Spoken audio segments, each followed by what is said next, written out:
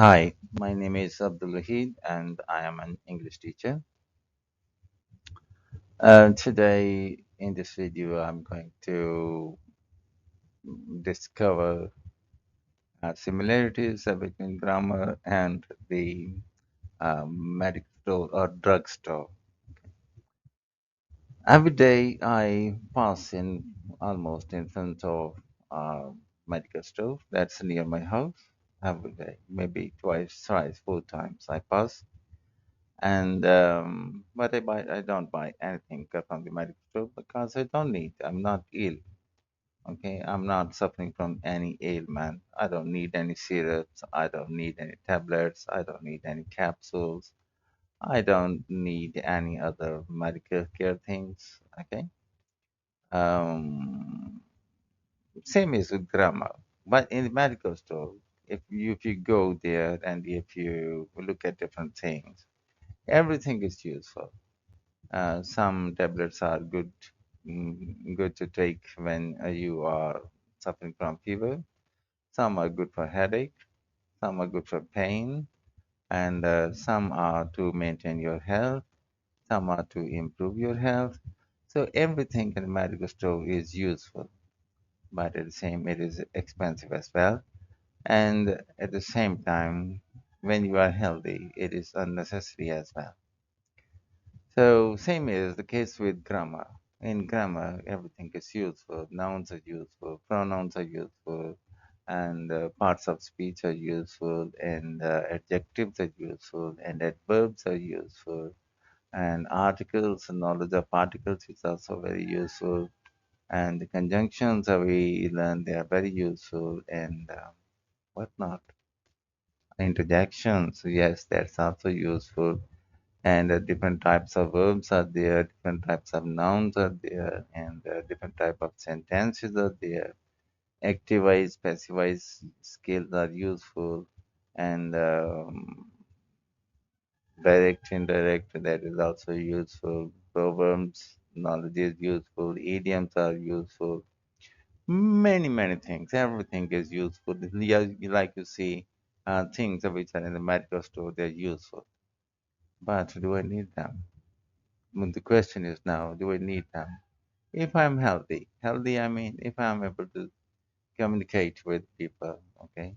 If at the airport, if I don't have problem, if I go to the market and I want to buy something, I don't have problem. If I meet some strange people in different cultures and I talk to them and I don't have any problem, and in different situations, if I go to doctor or if I visit some university and if I don't have any problem, if I can talk to a different people, if I can say what problems I have, and if I can understand when the solutions are explained to me, then I'm healthy. I don't need to go to drugstore. I don't need to learn grammar. Okay. So the thing is that the language makes me healthy, like a healthy person, okay, because it's a language that I'm using all the time. It is a communication and that will take place, okay. So I don't know why the whole world is not understanding this important thing that what we need is language, we need health, okay. We don't need medical, we don't need medicine, though some medicines are good, okay. So I agree that some part of the grammars are useful if you are unable to to talk in English language, then maybe some part of grammar is useful, or some part of tenses are also useful, and some things that they can help you know about that. But the thing is that it is like if somebody is in and he goes to the doctor and he has a headache and the doctor does bandage on the foot, okay, and just charges handsome amount. And if a person is treated like that, so headache will remain the same, okay, it will not be seen. Maybe if there is some science that you recover from the headache, but if it is not a science and you are not in expert hands, then most probably that headache will remain there. Okay. So similarly, the important things which relate to grammar and which relate to learning English language, they are not discovered, they are not mentioned, they are not highlighted, and the people are not held to be expert in handling those things. So this is the thing that makes everything difficult. I have seen that I don't know, maybe it is the same in other countries where English is not their national language. In my country, people learn English for years, years and years. Okay, and in the end, still they don't have the confidence to speak English. Many different reasons can be that. Um, Confidence you will gain when you are in the environment, okay, and you have to speak English for some time. We learn English when we have to speak English or when we force ourselves to speak English. Here my English learning is like that. You can There are two ways that you can learn English. The one is that you should go and be part of the environment where English is spoken. Okay, this is one thing. If you become part of the environment where English is spoken, you will learn English automatic, and everybody learns English like this. And the second one is that you should create an environment in which you speak English. This is a bit difficult, and no one mentions it. Okay, but it is. For example, I give you my own example. I remained in my own country, native country, and I did not have the environment to speak English.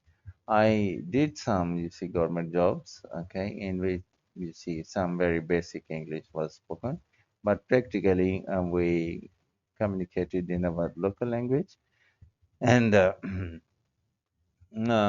this is what it was. And when I created an environment, I stopped speaking my local language and I spent most of the time to myself, okay, alone, I mean to say. I stopped, you see, mixing up with people. I stopped going to my friends because I was comfortable in my own environment and they were comfortable in their own environment. Yes, casually, we just had a look at one another and we see showed our interest and appreciated the efforts that we were making. For example, my friends were making efforts to become richer and richer, and I was making efforts to become wiser and wiser. So that we were in two different fields. Okay, I did not have interest to become richer and richer. So this is I had the interest to become freer and you see peaceful and happy. So that I had you see different priorities. So that was one thing. So my success was in that way that I had to learn English. That was great. Okay, and I devoted all my attention to that. So what I did, I read books loud without sitting in the chair and always walking and reading. That was I did. But why I did so, it was because I had, you see, guiding guidance in the wrong direction. Though sincere guidance, but it was in the wrong direction. Everybody asked me to learn grammar, and I bought many grammar books and I learned them. I made myself expert as well. But still, because I was far away from the language, and what could I do with the grammar? Only that if there I found a school going student, then I have him changing active into passive, simple into negative, negative into interrogative, but where to use them, neither the student knew about this nor I. So it was like this. So dear friends, there are important things I want to tell you in this video that you cannot avoid. Okay, For example, if you're shuffling from present to past, past to present, present to past, so everybody can note it, okay, clearly. It is something like you are wearing a shirt of different color and the not in the suit, okay, same suit. Um, I it on international level, this may not be very good, but those who are from belong to my culture, they can easily understand wearing shirt of a different color and shalwar of a different color. Many people know about shalwar kameez. And the other thing from international culture, an example has come to my mind. For example, you are wearing vest and without any shirt, okay? And at the same time, you are wearing trousers and polished shoes and all these things. So you look very different, okay? They don't match to one another. So the one thing is that if you are shuffling from present to past in a conversation again and again unnecessarily, then everybody can note it. For example, if you're thinking in the past and you are talking in the present, and if you are thinking in the present and talking in the past, so everybody can easily note that. This one thing is that, but how we can control it? We can use the signs. Okay, there are signs of present, past, and future. Signs of present, past, and future I have mentioned in my videos, and here I also tell you that his M R has have S plus one can. These are the signs of present. If you are talking about present tense, if you want to say something relates to present, then you use the signs of present. His M R has have S plus one can, and people appreciate that. Okay, that matches with conversation. And if you are telling some past incident, then you use the signs of past, was, were, had, as opposed to could, would. That matches to the meaning, okay, and everybody appreciates. And the future, there are two signs of future, will, shall. And if you are not using them, you are not talking about future. Maybe you drag the meaning relating to future, but actually they are not your future. For example, I'm going to play cricket match. So you can say, and this is future, okay? Because I'm telling the intention, I'm revealing my intention. So the process of revealing my intention that relates to present, okay? So the one I will do that relates to future, okay? For example, I say I will play a cricket match. That is much better, okay?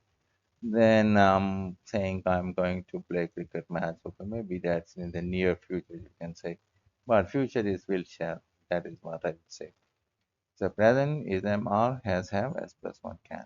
Past was were had s plus two could be. Future will shall. And the most important thing is that the proper use of verb form I have already mentioned in my other videos as well. Not it doesn't take me long, okay? So that grammar is mainly the proper use of verb form. Proper use of verb form, and if you violate this, you're blasting your English. You will never learn English. Okay. So what was that? The first form says there are some helping verbs or helping words you can say. So will, would, shall, should, can, could, may, might, must, do, does, did. These are certain words. Will, would, shall, should, can, could, may, might, must, do, does, did. Again, will, would, shall, should, can, could, may, might, must, do, does, did. I forget everything, but I don't forget this. These words, they guide me that I should use first form. I always say will go, would go, shall go, should go, may go, might go, must go, do not go, does not go, did not go. Similarly, I may change will eat, would eat, shall eat, should eat, can eat, could eat, may eat, might eat, must eat, should eat, many things. Okay, do not eat, does not eat, did not eat, want to eat. Okay, you can say will, would, shall, should, can, could, may, might, must, do, does, did. When I am using these words right after them, I will use the first form. In this way, my English means correct. And second form, no helping verb. It is always in S plus two form, like I played, I wrote, I said. And you see, not second form is not used in negative form of sentences. Second form is not used in interrogate type of sentences. Okay. So third form, four helping verbs. Okay, four words. Okay. Has, have, had, being. Right after this, you will use only and only third form, and if your sentence goes on, you're blustering the grammar.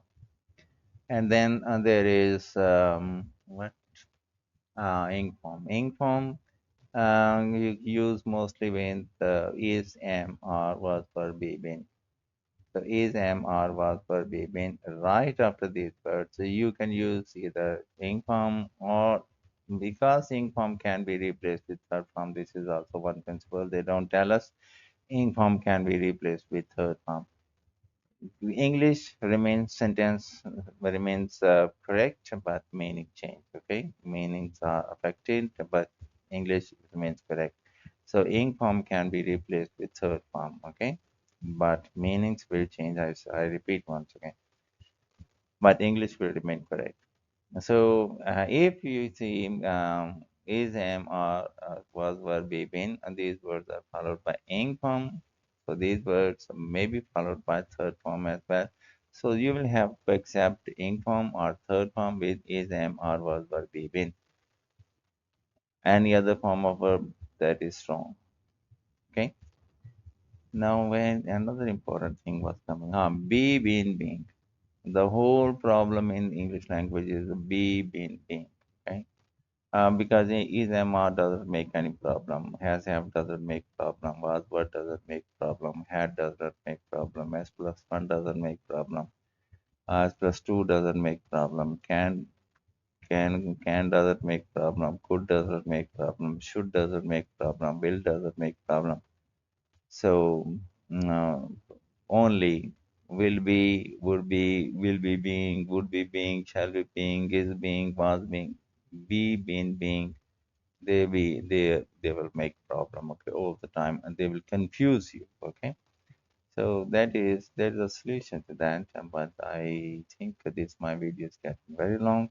If you're interested to know about this, leave your comments to um, to push me to make a video about how to master our skills in handling be, being, being. Okay, or more information about be, being, being.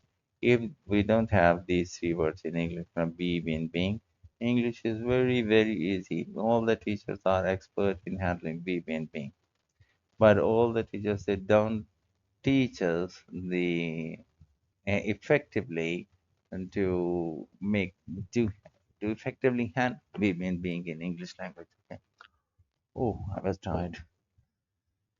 So, dear, this is grammar is useful like a medical store or drugstore. In the medical store, everything is useful, everything, but we cannot eat everything and we should not eat everything.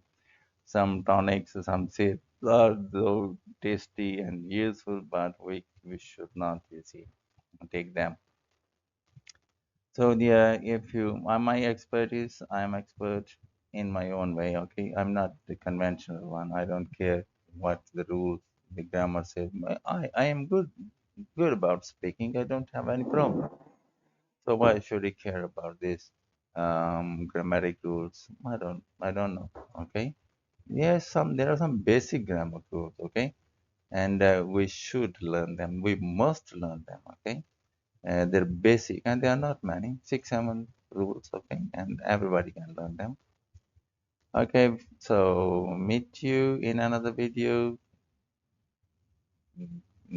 Do take care of yourself, pray for me, and have a blessed day. Thank you very much. Goodbye.